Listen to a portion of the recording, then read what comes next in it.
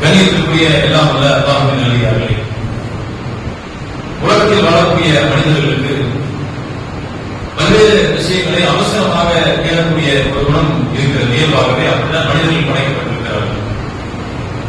அதிலும் குறிப்பாக அந்த மனிதன் நீதியை கேட்கக்கூடிய நேரத்தில், தீர்ப்பை கேட்கக்கூடிய நேரத்தில் அந்த தீர்ப்பும் விரைவாக அவனை அடைய வேண்டும் என்றுதான் எல்லா மனிதர்களும் ஆசைப்படுவார்கள். எந்த மனிதனும் தான் ஒரு தீர்ப்பை எதிர்பார்ப்பதற்கு அதிக நாள் காத்துக் கொண்டிருக்க வேண்டும், அந்த தீர்ப்பு என்னவென்று தெரிய வேண்டும் என்பதற்காக நீங்களால் நான் அமைதியாக நான் பொறுமை காக்க வேண்டும் என்று சொல்லி யாரும் இருக்க மாட்டார்கள். விரைவாக அதை அறிந்து கொள்ள வேண்டும் என்கிற அந்த ஆவல் தான் எல்லா மனிதர்களுடைய செயல்பாட்டிலும் நம்மால் பார்க்க முடியும். ஆங்கிலத்திலே ஒரு பழமொழி சொல்வார்கள், justice denied is justice delayed is justice denied. ஒரு நீதி தாமதமாக வழங்கப்பட்டு விட்டது என்று சொன்னால் அது நீதி மறுக்கப்படுவதற்கு சமம். அப்ப அந்த மாதிரி ஒரு நீதி மறுக்கப்படுவதற்கு சமமாக எதை கருதுவான் என்று சொன்னால், ஒரு தீர்ப்பு என்ன என்று தெரியவில்லை, அது ஒரு ஒத்திவைக்கப்பட்ட நிலையில் இருக்கிறது என்று சொன்னால் அதை பொறுமை காக்கக்கூடியவராக மனிதர்கள் இருக்க மாட்டோம். ஆனால் நாம் பின்பற்றக்கூடிய இஸ்லாமிய மார்க்கத்தை நீங்கள் சற்று சிந்தித்து பார்த்தீர்கள் என்று சொன்னால், இப்படி மனிதர்களால் அந்த தீர்ப்பை விரைவாக தேட முடியாது. நாளை மறுமையில் என்ன நடக்க இருக்கிறது, அதற்கான என்னுடைய மறுமை வாழ்க்கை எப்படி இருக்கும் என்று சொல்லி விரைவாக இந்த மனிதன் தீர்ப்பு தேட முடியாது. அதற்கு காத்துக் கொண்டுதான் இருக்க வேண்டும். அவருடைய ஆயுட்காலத்தை எவ்வளவு அல்லாஹ் ரப்பல் ஆலமீன் நீதி தந்திருக்கிறானோ அவ்வளவு ஆண்டு காலம் அதை காத்துக் கொண்டுதான் அந்த மறுமையுடைய தீர்ப்பு என்ன என்பதை அறிந்து கொள்ள வேண்டும். அப்படிதான் மார்க்கத்திலே எல்லா விதமான விஷயங்களும் மறுமை வரை காத்துக் கொண்டுதான் இந்த மனிதன் விலகிக் கொள்வான் என்பது இஸ்லாமிய மார்க்கத்துடைய ஒரு அடிப்படை நம்பிக்கை. அப்படி என்னதான் தீர்ப்புகளை எல்லாம் அல்லாஹ் ரப்பல் ஆலமீன் மறுமைக்காக ஒத்தி வைத்திருந்தாலும், அதற்காக அவன் சேகரித்து வைத்திருந்தாலும், அல்லாஹ்வுடைய தூதர்களிடத்திலே சொல்லி காண்பிக்கிறார்கள், மறுமையில் அதற்கான ரிசல்ட் என்ன, அதற்கான தீர்வு என்ன என்பதை நீங்கள் அறிந்து கொள்வதற்கு முன்பாக மிகவும் தகுதி வாய்ந்த இரண்டு விஷயங்கள் இருக்கிறது. அந்த இரண்டு விஷயங்களுக்கு அல்லாஹ் மறுமையில் அதற்கான தண்டனை தருவதற்கு மேலாக கூடுதலாக இந்த உலகத்திலும் அதற்கான தண்டனையை துரிதப்படுத்துகிறான் என்று அல்லாஹ்வுடைய தூதர் சொல்லி காட்டினாங்க. இந்த செய்தி திருமதி என்கிற ஹதீஸ் கிதாபிலே 2511வது செய்தியாக இடம்பெற்றிருக்கிறது. அல்லாஹ்வுடைய தூதர் சொல்லி காட்டுறாங்க, மாமின் கம்பின் அஜ்தரு ஐ வஜ்ஜலல்லாஹு பி சாஹிபில் குபத ஃபி துன்யா. மனிதர்கள் செய்யக்கூடிய பாவங்களுக்கு அல்லாஹ் அவருடைய அந்த தண்டனையை இந்த உலகத்திலேயே விரைவுபடுத்தி விடுவான், முன்னதாகவே அந்த தண்டனையை வழங்கி விடுவான். மா யத்தஃபிருல்லஹு ஃபில் ஆகிரதி. அதற்கான தண்டனையை மறுமையிலே அவன் தேக்கி வைத்திருந்தாலும், மறுமையிலே வழங்குவதற்காக அதை தயார் செய்து வைத்திருந்தாலும் கூட இரண்டே இரண்டு குற்றங்களுக்கான தண்டனையை இந்த உலகத்தில் வாழக்கூடிய நேரத்திலேயே அல்லாஹ் அதை விரைவுபடுத்தி விடுவான் என்று சொல்லி அல்லாஹ்வுடைய தூதர் சொல்லி காட்டுறாங்க. அப்ப இந்த செய்தியை மேலோட்டமாக பார்க்கக்கூடிய நமக்கு என்ன தோணும்? எந்தெந்த குற்றங்கள் எல்லாம் அல்லாஹ்வுடைய பார்வையை மன்னிக்க முடியாதாக இருக்கிறதோ, எந்தெந்த பாவங்கள் எல்லாம் மனிதர்கள் அல்லாஹ்வுக்கு செய்யக்கூடிய பாவங்களாக இருக்கிறதோ, எந்தெந்த தீமைகள் எல்லாம் இவன் அல்லாஹ்வுக்கு செய்ய வேண்டிய கடமைகள் குறைவைக்கக்கூடியவனாக இருக்கிறானோ, ஒருவேளை அப்படிப்பட்ட அந்த குறைகளுக்கு அல்லாஹ் தஆலா விரைவான இந்த உலகத்திலே தண்டனை வழங்கி விடுவானோ என்று நாம் யோசிக்கலாம். ஆனால் இஸ்லாமிய மார்க்கம் எவ்வளவு பிராக்டிகலாக, எவ்வளவு மனிதர்களுடைய அந்த மனித நலன்களை சார்ந்த ஒரு மார்க்கமாக இருக்கிறது என்பதற்கு இன்னொரு எடுத்துக்காட்டு. பொதுவாக அல்லாஹ் தஆலா ஒரு தண்டனையை நான் மறுமையில் வழங்க இருக்கிறேன் என்று சொல்லிவிட்டு, இருந்தாலும் அதனுடைய வீரியத்தை புரிய வைப்பதற்காக அதை நான் இந்த உலகத்திலேயே துரிதப்படுத்துவேன் என்று சொல்கிறார் என்றால், நாம் என்ன நினைப்போம்? ஏதோ அல்லாஹ்வுக்கு இணை கற்பிக்கக்கூடிய செயல்பாடு இருக்கும், அது அல்லாஹ்வுடைய வழிபடக்கூடிய, அல்லாஹ்வுடைய வழிபாட்டில் நாம் வைக்கக்கூடிய குறைகளுக்கான ஒரு தண்டனையாக இருக்கும். அல்லாஹ்வுக்கு நாம் செய்யக்கூடிய கடமைகளில் வைக்கக்கூடிய நேர்ச்சைகளில் வைக்கக்கூடிய குறைகளுக்காக அல்லாஹ் ஒரு வேலை குற்றம் புரிப்பானவர்கள் நாம் நினைக்கலாம். ஆனா அப்படி கிடையாது. இரண்டு விஷயங்களை அல்லாஹ்வுடைய தூதர் சொல்லித் தருகிறார்கள். இது முழுக்க முழுக்க மக்கள் நலன் சார்ந்த விஷயமாக இருக்கு. இவன் மறுமையை இவன் பெறக்கூடிய கூலிக்கெல்லாம் தாண்டி இந்த உலகத்தில் வாழக்கூடிய நேரத்திலே இந்த இரண்டு தண்டனைகளை அல்லாஹ் ரப்பல் ஆலமீன் விரைவாக வழங்கவில்லை என்று சொன்னால், இவன் மறுமை வாழ்க்கை மாத்திரம் பாழாகாது, மாறாக இந்த உலகத்தில் வாழக்கூடிய நேரத்தில் கூட இவன் ஒரு காலகட்டத்திற்கு இவன் தள்ளப்படுவான். அப்ப அப்படிப்பட்ட ஒரு மீடியமாக மிக முக்கியமான இரண்டு குற்றங்களை தான் அல்லாஹ்வுடைய தூதர் சொல்லி காட்டுறாங்க. அது என்ன அந்த குற்றம்? இந்த உலகத்திலே வாழக்கூடிய நேரத்திலே அல்லாஹ் தஆலா மறுமையிலே வழங்கக்கூடிய அந்த தண்டனையை துரிதப்படுத்தி உலகத்திலே வழங்குவதற்கு மிகவும் தகுதி வாய்ந்த இரண்டு என்ன என்பதை இந்த உரையிலே அறிந்து கொள்ள கடமைப்பட்டது. முதலாவது விஷயத்தை ரசூலுல்லாஹ் சொல்லி தருகிறார்கள், மினல் பாகி. ஒரு குற்றம் நாளை மறுமையிலே விசாரிக்கப்பட இருக்கிறது, அதற்கான தீர்வை அல்லாஹ் வழங்க இருக்கிறான். அந்த தீர்வை அல்லாஹ் ரப்பல் ஆலமீன் நாளை மறுமையிலே எல்லா மனிதர்களும் எழுப்பிவிட்டு அதற்கான தீர்வை வழங்குவான், மாற்றுறது கிடையாது. ஆனாலும் கூட அதுவரை தாமதப்படுத்தாதவர்களுக்கு இந்த உலகத்திலேயே விரைவுபடுத்தி வழங்குவதற்கு மிகவும் தகுதி வாய்ந்த ஒரு குற்றம் இருக்கும் என்று சொன்னால் அது மனிதன் பிற மனிதனுக்கு செய்யக்கூடிய அநீதி என்று சொல்லி காட்டுகிறார். எவ்வளவு சாதாரணமாக மனிதன் இந்த விஷயத்தை கடந்து செல்கிறோம் தெரியுமா? ஒரு மனிதன் இன்னொரு மனிதனுக்கு செய்யக்கூடிய ஒரு அநீதியை பெரிய ஒரு பொருட்டாகவே கருதுவது கிடையாது. அது ஒரு குற்றமாக என்று கேட்கக்கூடிய அளவுக்கு இது இவ்வளவு பெரிய தப்பா? அல்லாஹ் நம்மை விரைவாக உலகத்திலேயே அதற்கான தீர்ப்பை வழங்குவதற்காக தகுதி வாய்ந்த ஒரு விஷயம் என்று மனிதர்கள் சிந்திப்போம். ஆனால் அன்பான சகோதர சகோதரிகளை நீங்கள் சிந்தித்து பாருங்கள், ஒரு மனிதனுக்கு அநீதி விளைவித்து விட்டார் என்று சொன்னால் அது அவன் இந்த உலகத்தில் வாழக்கூடிய வாழ்க்கையிலே அவனுடைய எல்லா விதமான உலகங்களையும் பாதிக்கக்கூடியதாக அவன் செய்யக்கூடிய ஒரு அநீதி நாளை மறுமையில் மாத்திரம் அவனுக்கு தண்டனை வழங்கப்படுவதாக இருந்தால் இந்த உலகத்தை இவர்களுக்கு அநீதி அளித்திருப்பானே, அந்த அநீதியினால் அந்த அநீதிகள் இழைக்கப்பட்ட மனிதன் பாதிக்கப்படுவான். மேலும் பல்வேறு மனிதர்களுக்கு இவன் அநீதி இழைக்கக்கூடிய வேலையை செய்வான். அப்படி பிற எல்லாருக்கும் அநீதி இழைக்கக்கூடிய வேலையை அவன் செய்தான் என்று சொன்னால் அது மறுமை வரை காத்திருக்கக்கூடிய அளவுக்கு ஒருமை காக்கக்கூடிய அளவுக்கு குற்றம் கிடையாது. இந்த உலகத்தில் இந்த மனிதனுடைய வாழ்க்கையை சீராக வேண்டும் என்று சொன்னால் இந்த உலகத்திலேயே அவன் திருந்திக் கொள்வதற்கு தகுதியான ஒரு விஷயம் பிறருக்கு இவன் அநீதி இழைக்காமல் இருப்பதுதான்.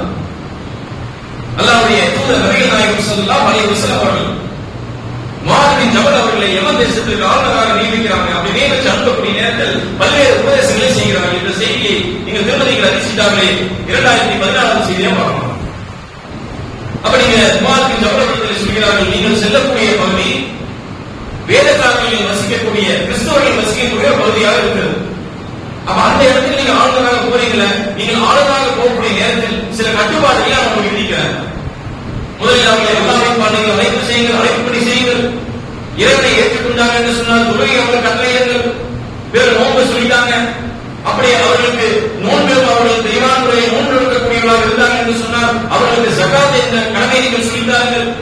அவருடைய பொருளாதாரத்தை தூய்மைப்படுத்துவதற்காக நீங்கள் ஜகாத் என்கிற அந்த நிதியை நீங்கள் அவர்களிடத்தில் நீங்கள் பெற்றுக் கொள்ளுங்கள் என்று சொல்லிவிட்டு அல்லாஹ்வுடைய தூதர் முத்தாய்ப்பாக சொல்லி காண்பிக்கிறார்கள். இவ்வளவு விஷயத்தை நீங்கள் அவர்கள் சொல்லித் தரீங்களே, அப்படி சொல்லித் தரக்கூடிய நேரத்தில் நீங்கள் கவனமாக இருங்கள். இத்தகை அல்லாஹ்வை நீங்கள் அஞ்சிக் கொள்ளுங்கள். தஅவத்துல் மظلوم, அநீதி இழைக்கப்பட்டவருடைய பிரார்த்தனைகளை நீங்கள் அஞ்சிக் கொள்ளுங்கள். யார் ஒரு நாட்டுக்கு ஆளுநராக அனுப்புறாங்க, அந்த ஆளுநர் அந்த ஆளுநரின் கீழ் இருக்கக்கூடிய மக்களிடத்திலே ஜகாத் பணத்தை எடுக்க வேண்டும். அப்படி எடுக்கக்கூடிய நேரத்தில் கூட நீங்கள் நீரம் செலுத்தக்கூடியவர்களாக யாருக்கும் அநியாயம் செய்யாதீர்கள். இத்தபில்லாஹி தஅவத்துல் மظلوم, அது நீங்கள் அநியாயம் விளைவிக்கப்பட்டவருடைய பிரார்த்தனைகளை நீங்கள் அஞ்சிக் கொள்ளுங்கள். ஃபைன்னஹா லைஸ பைனஹா வ பைனல்லாஹி ஹிஜாப், ஏனென்றால் அவனுக்கும் அல்லாஹ்வுக்கும் மத்தியிலே எந்த திரையும் கிடையாது. அப்ப அநியாயம் விளைவிக்கக்கூடியவன் நீங்கள் யாருக்காவது அடக்குமுறை செய்து அநியாயம் செய்து விட்டீர்கள் என்று சொன்னால் அவர்களுக்கு எதிராக கையேந்தி விட்டார் என்று சொன்னால் அவனுடைய பிரார்த்தனைக்கும் அல்லாஹ்வுக்கும் இடையே எந்த திரையும் கிடையாது. அல்லாஹ் நேரடியாக ஒப்புக்கொள்ளக்கூடிய அளவுக்கு அந்த பிரார்த்தனைக்கு வைத்திருக்கிறது, மதிப்பிருக்கிறது என்று சொல்லி முஆத் பின் ஜபல் அவர்களே அல்லாஹ்வுடைய தூதர் சொல்லி காட்டுறாங்க. இன்னொரு விஷயத்தை கவனிக்க தெரியுமா? முஆத் பின் ஜபல் அவர்கள் போகக்கூடிய அந்த பகுதியில் இடத்தை முஸ்லிம்கள் வாழக்கூடிய பகுதி கிடையாது சொல்லி இருக்கிறாங்க. நீங்கள் போகக்கூடிய பகுதி கிறிஸ்தவர்கள் வாழக்கூடிய ஒரு பகுதி, வேதக்காரர்கள் வாழக்கூடிய ஒரு பகுதி. அந்த பகுதியில் நீங்கள் சென்றாலும் கூட நீங்கள் அல்லாஹ்வுக்கு உங்களுக்கு எதிராக அவர்கள் அல்லாஹ்விடத்திலே கையேந்தினார்கள் என்று சொன்னால் அவர்களுக்கும் அல்லாஹ்வுக்கும் மத்தியிலே திரை கிடையாது. அப்போ ஒரு முஸ்லிம் அல்லாத நபர் மீது அநியாயம் செலுத்தி விட்டார் என்று சொன்னாலும் கூட அதற்கு எதிராக அவர்கள் கையேந்தி விட்டார் என்று சொன்னால் அல்லாஹ் அவருடைய கோரிக்கை ஏற்றுக்கொள்வான் என்பதுதான் அர்த்தம். அந்த விஷயத்தில் கூடுதலாக கவனம் செலுத்தக்கூடியவர்களாக இருக்க வேண்டும்.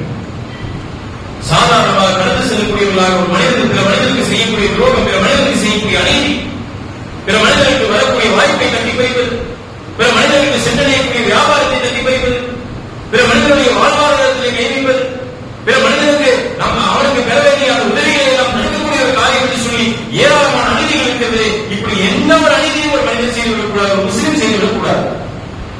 அதை மீறி அவர்கள் செய்தார்கள்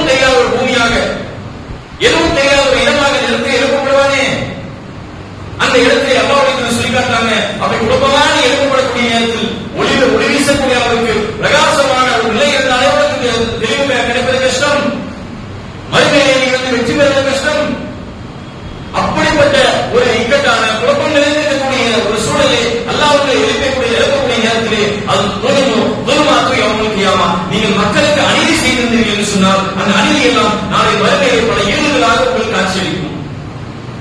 பல ஏழுகளாக, ஒன்று ரெண்டு கிடையாது, பல தடைகளாக நாளை மறுமையிலே இருப்பது எதுவாக இருக்கும் என்று சொன்னால், உலகத்தில் வாழக்கூடிய நேரத்தில் நீ அறியாமல் தவறு செஞ்சிருக்கீங்க, இது நாளை மறுமையிலே பாதிக்காது, நீ பெரிய அவ்வளவு பெரிய விஷயமா என்று நினைத்து அநீதி வைத்திருப்பாயே, இதுவெல்லாம் உனக்கு வரிசையாக நாளை மறுமையிலே நிற்கும் என்று சொல்லி அல்லாஹ்வுடைய சொல்லி காட்டார். எப்படி இருக்கும் தெரியுமா?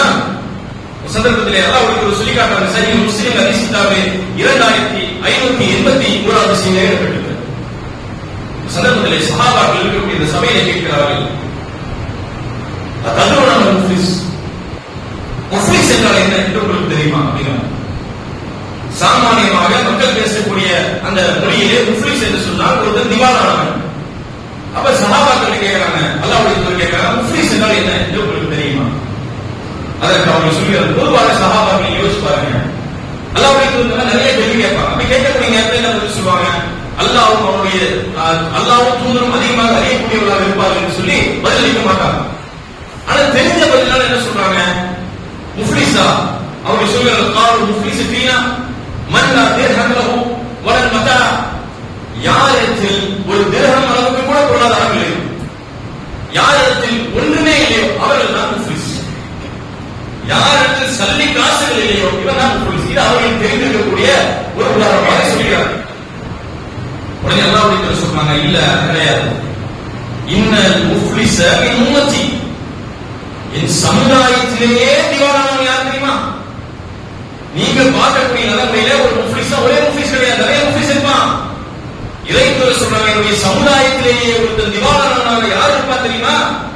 யக்தி யௌமல் கியாமத்தி பிஸ்ஸலாத்தி, நாளை மறுமையிலே வரக்கூடிய நேரத்திலே நிறைய தொழுகை தொழுதிருப்பான், இரவு முழுவதும் வழங்கியிருப்பான், அவ்வளவு தொழுகையை சேகரித்து அவ்வளவு நன்மைகள் எல்லாம் கொள்ளையடிக்கிறான், நாளை மறுமையிலே வருவான். சியாமி, நோன்புடையவனாக இருப்பான், தொழுகை அந்த குரு இறைவனுடைய திருப்தியை பெறக்கூடிய அளவிற்கு அவ்வளவு போதிய தொழுகை தொழுதிருப்பான், நோன்பு அல்லாஹ்வை திருப்திப்படுத்தக்கூடிய அளவிற்கு நோன்புடையவனாக இருப்பான், ஜகாத்தின் பொருளாதாரத்தை அதிகமாக ஜகாத் தொகையை எல்லாம் வழங்கியிருப்பான், ஏதிலும் குறை சொல்ல முடியாத அளவுக்கு அவ்வளவு செல்ல செழிப்பான ஒரு நிலைமையில மறுமையில வரும். இவன் எப்படி முஃப்லிஸ்? அல்லாஹ்வுடைய சொல்றாங்க, இவன் தான் முஃப்லிஸ். எப்படி தெரியுமா? அந்த அவ்வளவு நன்மைகளை எல்லாம் கொள்ளையடித்து வந்திருந்தாலும் வயாத்தி கது சதம ஹாதா, அவன் உலகத்தில் வாழும் பொழுது யாரையாவது அவன் ஏசி இருப்பான், யாரிடத்தில் அவன் சண்டையிட்டு இருப்பான், அகல மால ஹாதா, யாருடைய பொருளாதாரத்தையாவது சுரண்டி சாப்பிட்டு இருப்பான், யாருடைய ரத்தத்தையாவது அவன் ஓட்டி இருப்பான், யாரையாவது தாக்கி இருப்பான்,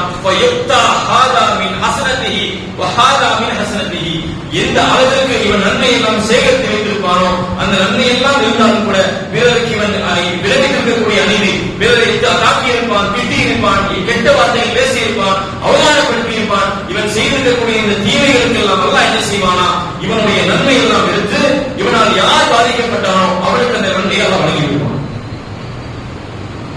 அப்படி வழங்கி வழங்கி வழங்கி இவன் செய்திருக்கக்கூடிய அநீதி தாங்க முடியாதவருக்கு, கணக்கிட முடியாதவருக்கு அவ்வளவு அநீதி செய்திருப்பான். அப்பொழுது ஒரு கட்டம் வரும், இவனிடத்திலிருந்து எந்த நன்மையும் எடுக்க முடியாதவருக்கு எல்லா நன்மையும் தீர்ந்து விட்டது, பாவ சுமை நிறைய.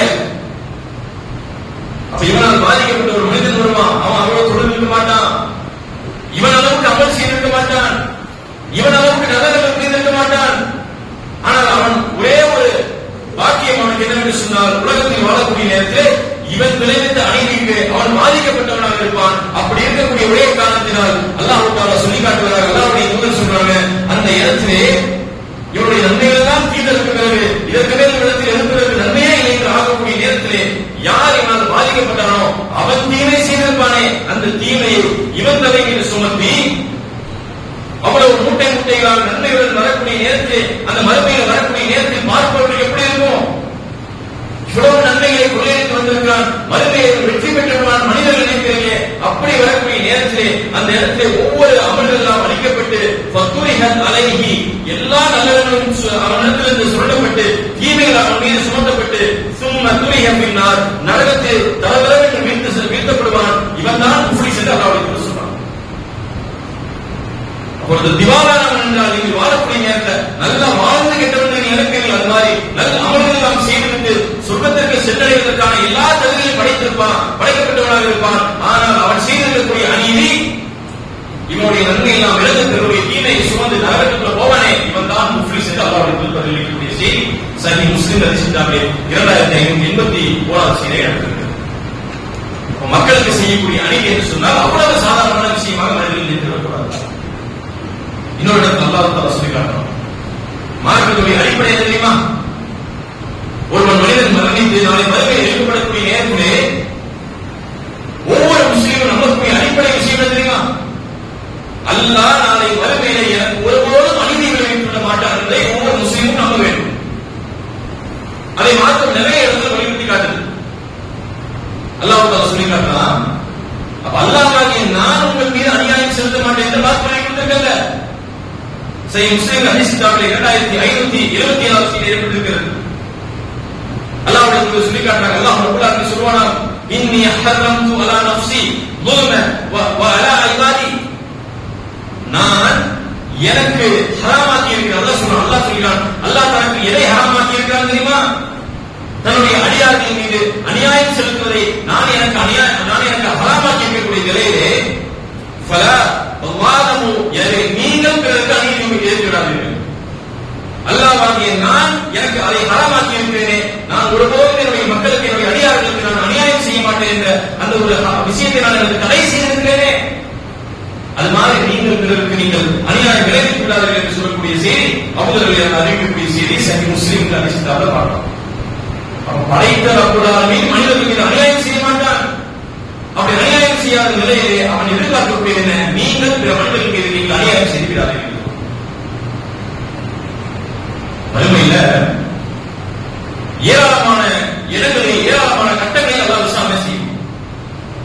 அந்த ஒவ்வொரு விசாரணை தாண்டி வரக்கூடிய நேரத்தில் மனிதன் நினைப்பான், அவ்வளவு எவ்வளவு முடிஞ்சிருச்சு, இதற்கு பிறகு நமக்கு விசாரணை நினைத்து கொண்டே வருவான். அப்படி கடைசி எல்லா விசாரணையும் முடிஞ்சு யாரெல்லாம் நரகத்திற்குரியவர்கள் என்று தீர்மானிக்கப்பட்ட நரகத்திற்குரியவர்கள் என்று சொன்னவன சொர்க்கத்திற்குரியவர்கள் யார் என்று நீங்கள் போங்க என்று சொன்ன மாத்திரத்தில் மனிதன் நினைப்பான், அப்பா எல்லாமே முடிஞ்சுதான், நான் இந்த உலகத்தில் வாழ்ந்து கஷ்டப்பட்டதுக்கு எல்லாம் நான் அதுக்கான வெற்றி அடைந்துவிட்டேன், இதற்கு மேல எனக்கு எந்த கேள்வியும் கிடையாது, அல்லாஹ் சொர்க்கத்துக்குள்ள போக சொல்லிட்டான் என்று சொல்லி மகிழ்ச்சியாக சொர்க்கத்தை நோக்கி விரைவானாம்.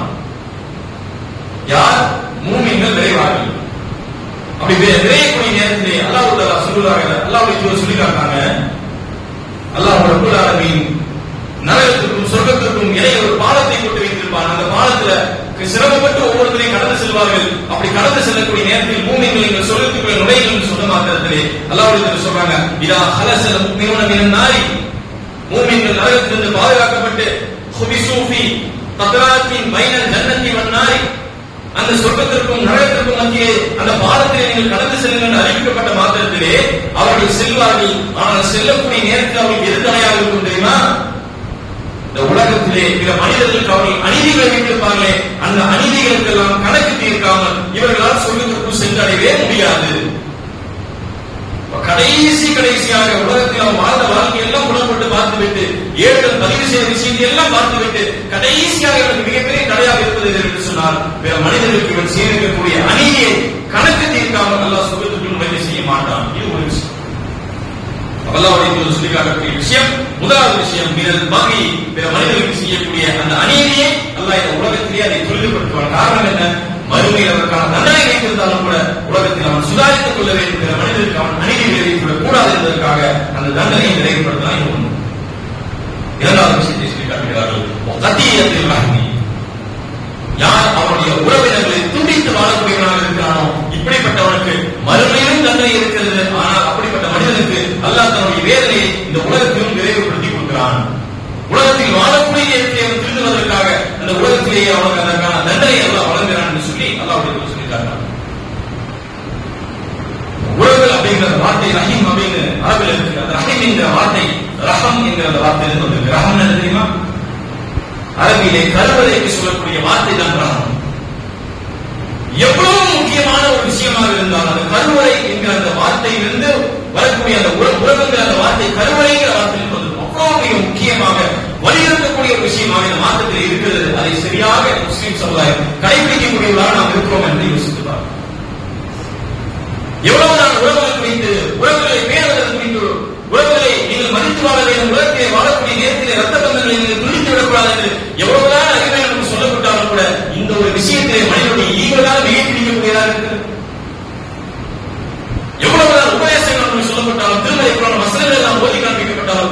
அதை விட நமக்கு எது மிகையாக இருக்கிறது என்று சொன்னால் நம்முடைய ஈகோ இருக்கிறது.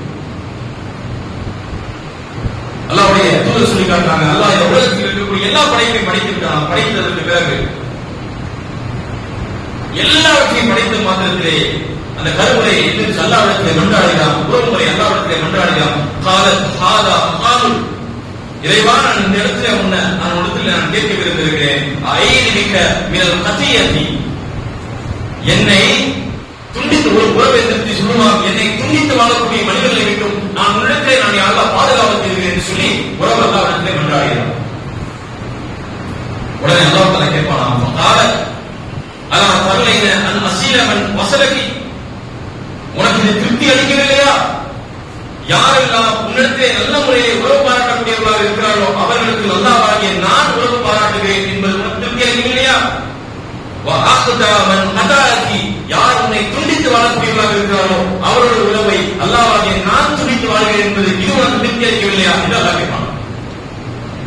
அதுக்கு உறவு முறை சொல்லுவான், காலத்து பலாயா, அது போதும் இறைவா என்று சொன்ன மாத்திரத்துக்கு அல்லாஹ் சொல்லுவான், கால ஃபதாலிக லக, அது அப்படியே ஆகட்டும். எப்படி ஆகட்டும்? யார் இந்த உலகத்திலே வாழக்கூடிய நேரத்திலே உறவுகளை துண்டித்து வாழக்கூடியவர்களாக இருக்கிறாரோ அவருடைய உறவை அல்லாஹ் துண்டித்து விடுவான். ஒரு மனிதனுக்கு ஏற்படக்கூடிய கைசேதத்தில் மிக மோசமான கைசேதத்தில் தெரியுமா? அல்லாஹ் அவருடைய உறவை துண்டித்து வாழ்வது. ஒவ்வொரு இறைத்தவருடைய வாழ்க்கையில் ஒவ்வொரு விதமான வரலாறு எல்லாம் நம்ம படிப்பனையாக தெரிகிறாங்க. யூனுஸ் அலைஹிஸ்ஸலாமுடைய வாழ்க்கை விசித்திரமான ஒரு படிப்பினை நமக்கு அல்லாஹ் என்ன தெரிகிறது தெரியுமா? எல்லா இறைத்தவரும் அல்லாஹ்விடத்திலே சங்கடப்பட்டிருக்காங்க, அல்லாஹ்விடத்திலிருந்து அவர்கள் மன்றாடி இருக்கிறார்கள், அவர்கள் எதிர்பார்த்த விஷயம் நடந்திருக்காது, அல்லாஹ் தான் கேட்பாங்க. ஆனா யூனுஸ் அலைஹிஸ்ஸலாம் மனிதனின் அடிப்படையில் ஒரு படி மேல போய் என்ன செஞ்சாங்க? இந்த உலகத்தில் அல்லாஹ்வுடைய ஆட்சி இல்லை என்று சொல்லக்கூடிய அளவுக்கு இல்லை, எல்லா இடத்திலும் அவருடைய ஆட்சி இருந்தாலும் கூட அல்லாஹ்விடத்திலே கோபித்து சென்றார்கள். எதை அவர்கள் தவறவிட்டு விட்டார்கள் என்று சொன்னால் அல்லாஹ்வை கோபித்து செல்வதற்கு புகழமே கிடையாது என்கிற அந்த விஷயம் அவர்கள் புலப்படவில்லை. அதற்காக அல்லாஹ் ஒரு தண்டனை கொடுக்கிறான். மீனோட வயிற்றுல போய் நீங்கள் மன்னிப்பு கேட்கவில்லை என்று சொன்னால் கியாமனாலே மீனுடைய வயிற்றிலே இருந்து நீங்கள் சொல்வதற்கு காரணம் என்ன தெரியுமா? அல்லாஹ்வுடைய உறவை துண்டிக்கக்கூடிய அளவிற்கு ஒரு வார்த்தை சொல்லிவிட்டார். உலகத்தில் வாழக்கூடிய நேரத்தில் உறவுமுறையை பேணாத, உறவுமுறையை சரியாக மதிக்காத நமக்கு சிந்து பாருங்கள். அன்பான சகோதர சகோதரி, ஒரு அண்ணன் தம்பியிடத்தில் பேசுவதில்லை, எவ்வளவு நாள் பல ஆண்டுகளாக பேசுவது கிடையாது. ஒரு மனிதன் தன்னுடைய தாயிடத்தில் பேசுவதில்லை, பல 10 ஆண்டுகளாக பேசுவதில்லை என்று சர்வ சாதாரணமாக சொல்லக்கூடியவர்களாக ஒவ்வொரு உறவு முறையிலும் நம்முடைய பார்வை, நம்முடைய பழக்க வழக்கங்கள் சரியான முறையில் இருக்கிறதா என்று நீங்கள் சிந்திப்பார்கள்.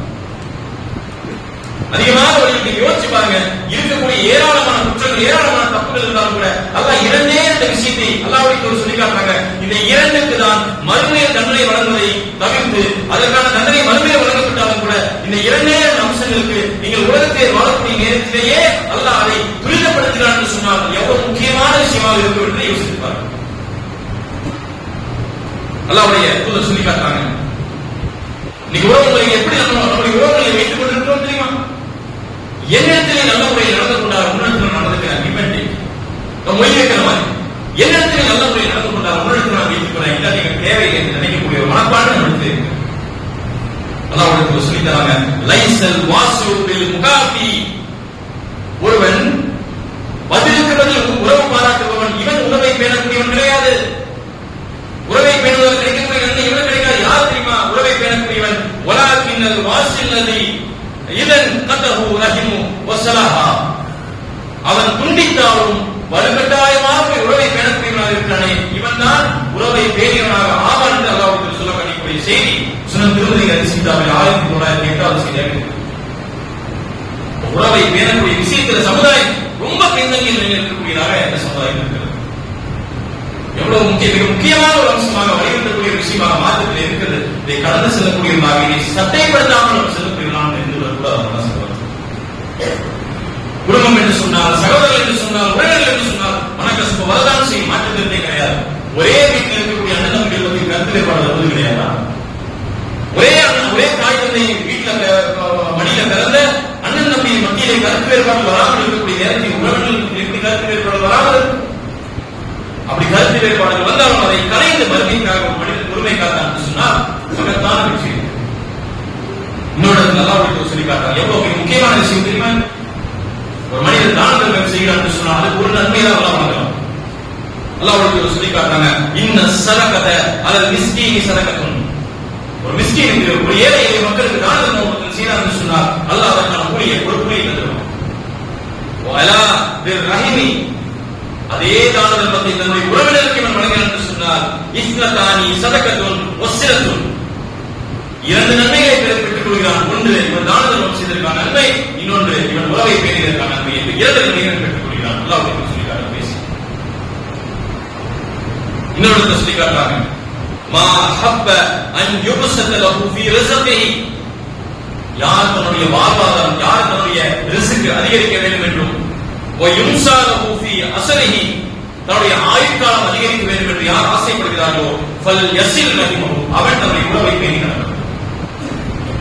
உங்களுடைய வாழ்க்கையை, உங்களுடைய செல்வத்திலே, பொருளாதாரத்திலே பறக்கத் வேண்டும், அல்லாஹ்வுடைய அருள் வேண்டும் என்று நீங்கள் ஆசைப்படுகிறீர்களா? உங்களுடைய ஆயுட்காலம் நீட்டி வாழ வேண்டும் என்று நீங்கள் ஆசைப்படுகிறீர்களா? இலகுவான வழி நீங்கள் உறவை பேணி வாழ்ந்து கொள்ளுங்கள் என்று அல்லாஹ்வுடைய சொல்லக்கூடிய செய்தி. இவ்வளவு மிக முக்கியமான ஒரு விஷயமாக இருக்கக்கூடிய விஷயத்தில் நம்முடைய சமுதாயம் ரொம்ப பின்தங்கிய நிலையில் இருக்கிறது. அந்த மாற்றம் இடத்திலிருந்து வர வேண்டும். இந்த அளவுக்கு மிக முக்கியமான விஷயம் என்று சொன்னால் அல்லாஹ் சொல்லி காட்டுறாங்க, லா யத்குலுல் ஜன்னத மதீர், யார் உறவு முறையை துண்டித்து வாழ்கிறார்களோ அவர்களை அல்லாஹ் தஆலா சொர்க்கத்திற்குள் குடியமர்த்தவே மாட்டான் என்று சொல்கிறார்களே. அப்படிப்பட்ட ஒரு தீமையான ஒரு விஷயத்தை நம்முடைய வாழ்க்கையில் அகற்றிக் கொள்ள வேண்டும். அன்றைக்கு அல்லாஹ் நிறையாவே ஆரம்பத்தில் சொன்னதை போல உலகத்தில் எத்தனையோ பாவங்கள், எத்தனையோ தீமைகள், குற்றங்கள் இருந்தாலும் கூட, அல்லாஹ்வுக்கு செய்யக்கூடிய துரோகங்கள் இருந்தாலும் கூட, அதை எல்லாம் அல்லாஹ் வறுமையில் கடந்து தீர்ப்பான். ஆனால் இரண்டே விஷயங்கள் மிகவும் தகுதி வாய்ந்ததாக இந்த உலகத்திலேயே அதற்கான தண்டனையை துரிதப்படுத்துகிறார் என்று சொன்னால், ஒன்று பிற மக்களுக்கு இவன் செய்யக்கூடிய அநீதி, இரண்டாவது இவன் நம்முடைய உறவை முடித்து வாழ்வது. இந்த இரண்டு தவறை விட்டு மீண்டுவதாக இம்மையில் வறுமையை வெற்றி பெற வேண்டும் என்று சொல்லி என்னுடைய இந்த முதல்வரை நிறைவு செய்கின்றேன். வாக்குவாதம் அஸ்ஸலாமு அலைக்கும் வரஹ்மத்துல்லாஹி.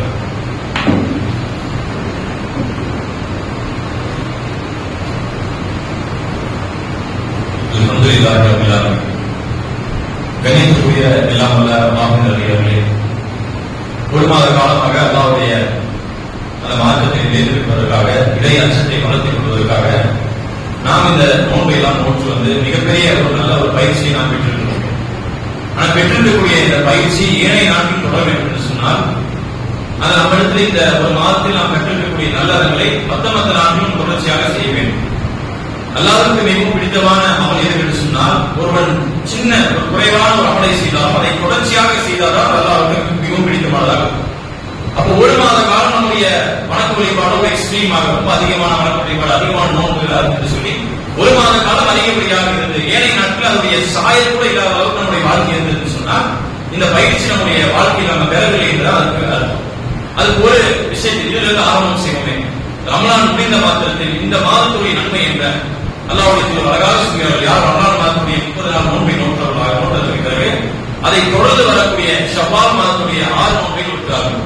தொடர்ச்சியாக வைக்க வேண்டும் என்ற அவசியம் கிடையாது. ஒரு மாத காலம் இருக்கிறது. அந்த ஒரு மாத காலத்தில் 6 நோன்பு என்பது ரொம்ப குறைவான விஷயம் தான். 6 நோம்புன்னு சொன்னீங்கன்னா ஒரு 30 நாள், ஒரு 6 நாள், ஒரு 1/5, 5ல் ஒரு பங்கு தான். அப்ப 5ல் ஒரு பங்கு கூட நம்மளால போய் முடியாதா என்ற கேள்விக்குறியாக இருக்கிறது. மேலும் அல்லாஹ்வுடைய வலியுறுத்தி இருக்கக்கூடிய ஒரு சுன்னத்து, ஒரு ஆண்டு முழுவதும் நீங்கள் நோன்பு வைப்பதற்கான சமம் என்று சொல்லக்கூடிய அளவுக்கு அவ்வளவு வலியுறுத்தப்பட்ட ஒரு விஷயமாக இருப்பதால், இந்த ரமலானுக்கு பிறகு வரக்கூடிய இந்த ஷவ்வாலுடைய 6 நோன்பை அனைவரும் நோக்குவதற்கு முயற்சி செய்ய வேண்டும். காலகாலமாக எப்படி இந்த நோன்பு மாறிடுச்சுன்னு சொன்னா, வீட்டுல வயதான நிலையில, சக்கராத்தாலை இருக்கக்கூடிய நிலையில, படுத்த படுக்கையில் இருக்கக்கூடிய நபர்கள் மாத்திரம் வைக்கக்கூடிய நோன்பாக, ஒரு மூதாட்டிகள் மாத்திரம் வைக்கக்கூடிய நோன்பாக, வயது முதிர்ந்தவர்கள் மாத்திரம் வைக்கக்கூடிய நோன்பாக மாறிடுச்சு. அப்படி கிடையாது. அல்லாஹ் நமக்கு ஆரோக்கியத்தை வழங்கியிருக்கிறான். ஆரோக்கியத்தை பெற்றிருக்கக்கூடிய நிலை தான் இந்த மாதிரி நாமங்களை செய்ய முடியும். ஒரு காலகட்டம் வரும், எப்படி வரும், நம்மால் கடமையான நோன்பு கூட வைக்க முடியாது. அப்ப அவ்வளவு காலம் தாமதப்படுத்தாமல் அல்லாஹ் நமக்கு ஆரோக்கியத்தை, ஆயுளை வழங்கக்கூடிய நேரத்தில் இது மாதிரியான நன்மைகளை செய்வதற்கு முயற்சி செய்யணும். சிரமமாக மாற்றம் எதுவும் கிடையாது. ஒரு 30 நாள் நோன்பு வைப்பது என்பது வேற எல்லாரும் நோன்பு வச்சிருப்பாங்க. அதற்கு பிறகு ஒரு 6 நாள் வைப்பது ஒரு பெரிய ஒரு சுகமாக தெரியும். இருந்தாலும் அதெல்லாம் பொருட்படுத்தாமல் அல்லாஹ்வுடைய தூதருடைய சின்னத்தை உயிர்ப்பிக்கக்கூடியவர்களாக இந்த 6 நோன்பை நோற்று இன்மையிலும் மறுமையில் வெற்றி பெற வேண்டும் என்று சொல்லி என்னுடைய உரையை நிறைவு செய்கின்றேன். அஸ்ஸலாமு அலைக்கும் வரஹ்மத்துல்லாஹி வபரகாத்துஹு.